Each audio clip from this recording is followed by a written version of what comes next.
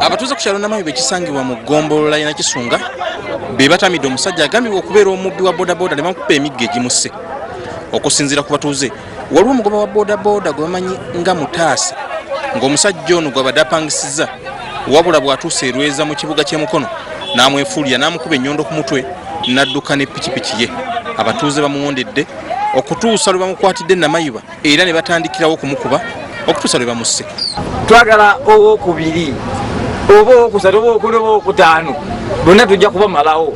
Poliisi twagala tulekere eddembe tubatte.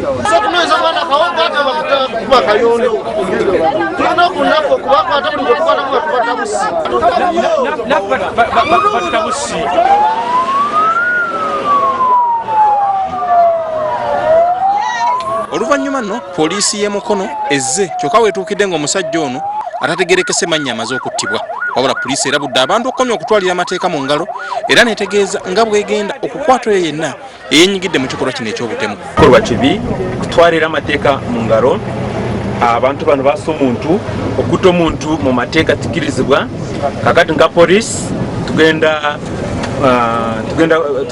maaso to investigate ng'omusango tunoonyereze tukwate abantu bano abakoze kino. Omulambo gw'omusajja ono poliisi egugjeewo n'egutwala mu ggwanika ng'okunoonyereza bwe kugenda mu maaso ate ye Mutaaze gwe bakubye ennyondo ali mu ddwaliro ajjanjabibwa.